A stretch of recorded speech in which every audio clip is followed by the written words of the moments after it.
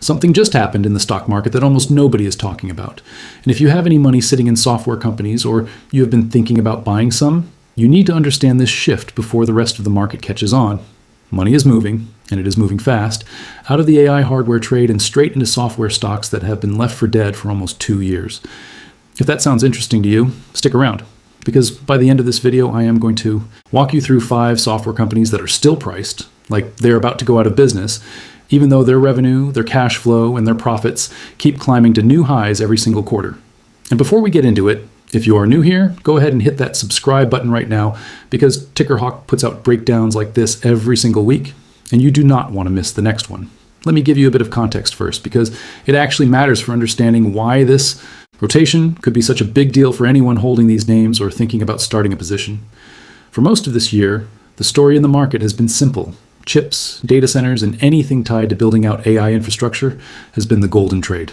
Meanwhile, the software companies that actually build the products people use every day got crushed.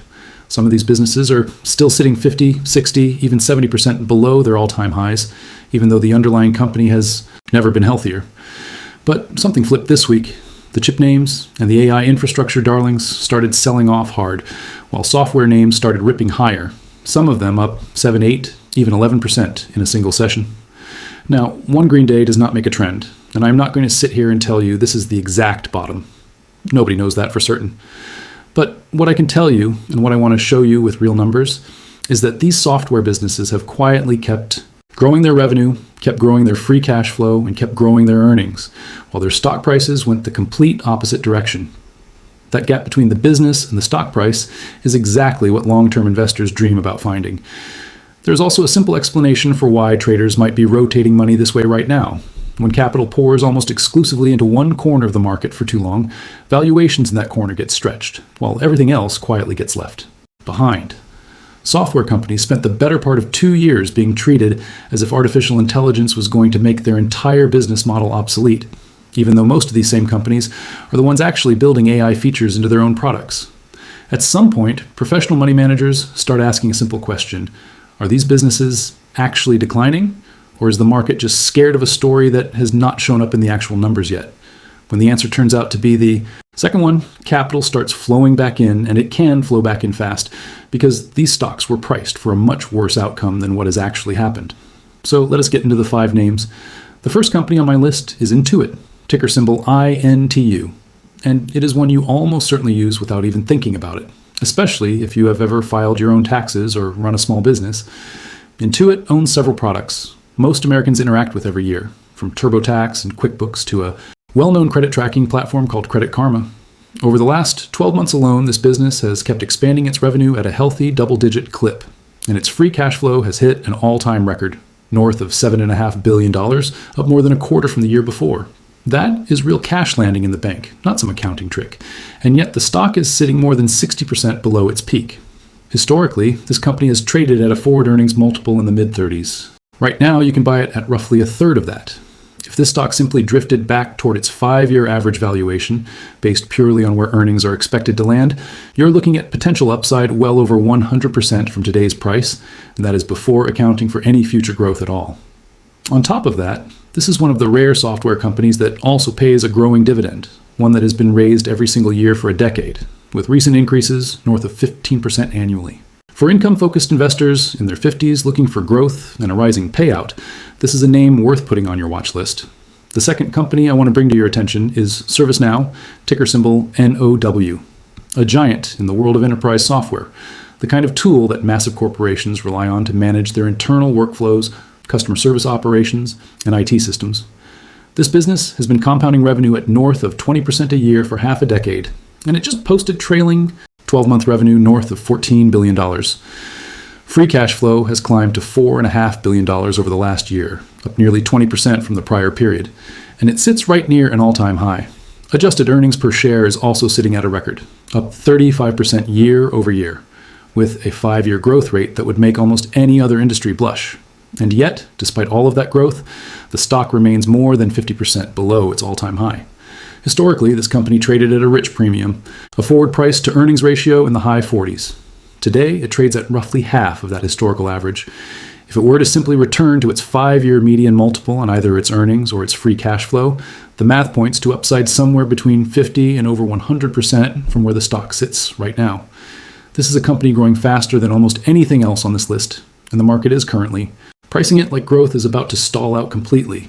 If you have been on the fence about this one, now might be the moment to start doing your own homework, and drop a comment below if you already own shares, because I would love to hear how long you have been holding. Moving on to the third name, this is Salesforce, ticker symbol CRM, one of the most recognizable software brands in the world, the kind of platform that runs the sales and customer relationship operations for a huge share of corporate America. And it also owns Slack, one of the most widely used workplace communication tools out there. Revenue over the trailing 12 months has crossed $42 billion, growing at nearly 11% annually, and gross margins sit above 75%, which tells you just how efficient this business model really is.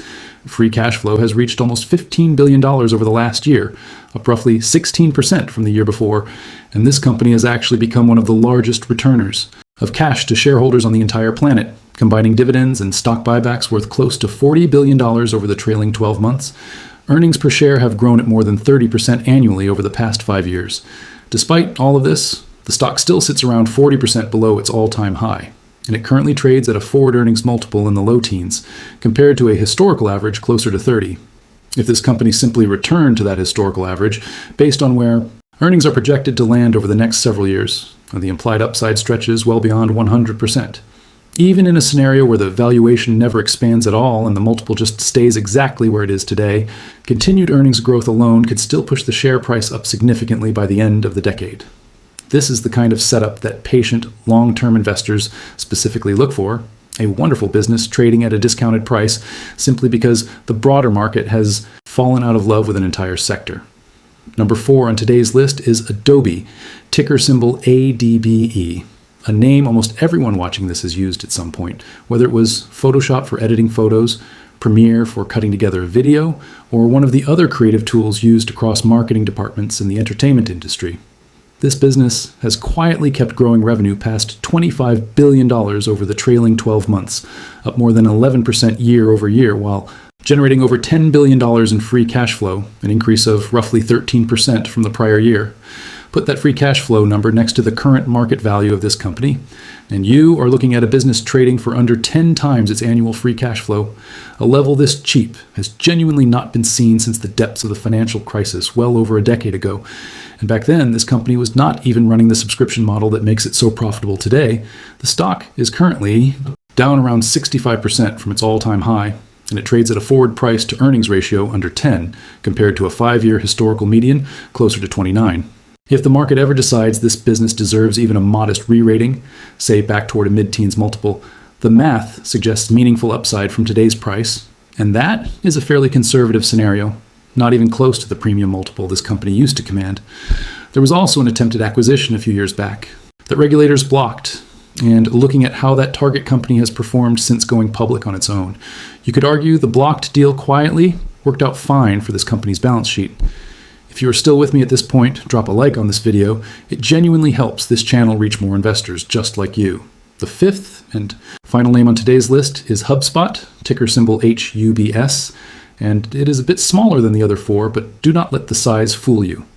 HubSpot is a customer relationship management platform built specifically for small and medium-sized businesses, a segment that is often overlooked by the giant enterprise-focused competitors. Revenue over the trailing 12 months sits above $3 billion, growing more than 20% year over year, and gross margins are sitting above 80%. What has really changed at this company over the past few years is profitability. Free cash flow now sits above $700 million annually, growing at more than 40% a year, on average over the last 5 years, and the business has started buying back its own stock now that it has real cash generation behind it. Despite all of that improvement, the stock is down more than 70% from its high, trading at a forward earnings multiple in the high teens, well below where it has historically traded when you look at either its earnings or its free cash flow. If sentiment simply normalizes and this company drifts back toward historical multiples over the next several years, the upside case here is honestly one of the more dramatic ones on this entire list. Though, of course, smaller companies like this one tend to carry more risk along the way. So position sizing matters. Now here is the honest part of this video that I think you deserve to hear. Every single one of these 5 companies has looked cheap for a while now, some of them for well over a year. Being statistically inexpensive does not automatically mean the stock goes up tomorrow, or even this quarter. The market has clearly been worried that advances in artificial intelligence could make it easier for competitors to build similar software and steal market share, and that fear is not entirely irrational. But so far, when you actually look at the numbers, none of these 5 businesses show any real sign of slowing down. Revenue keeps climbing, cash flow keeps hitting records, and profits keep expanding. Their advantage has never really been that their software was impossible to copy. It has always been their massive existing customer base, their deep enterprise contracts, and their army of engineers, who now have more powerful tools than ever to keep improving their products faster than before. Whether that moat holds up over the next 5 or 10 years is genuinely something every investor needs to think through for themselves. And I would encourage you to do your own research rather than take my word for it, or anyone else's word for it, on the internet. If this kind of breakdown is helpful to you, do me a favor and share it with someone in your life who has been sitting on the sidelines, wondering if software stocks are still worth owning after this beating they have taken. And make sure to leave a comment down below telling me which of these 5 companies you think has the best setup going forward, because I read every single one, and it genuinely shapes what I cover next on this channel. Earnings season is heating up over the coming weeks, with several of the biggest names in technology reporting their numbers, and Ticker Hawk will be breaking down every single one of them as the results come in. So if you want to stay ahead of the next move in this market, make sure that subscribe button is on and turn your notifications on too, so you do not miss it the moment it goes live. One more thing before you go, and this is something I think gets lost in a lot of these stock breakdown videos.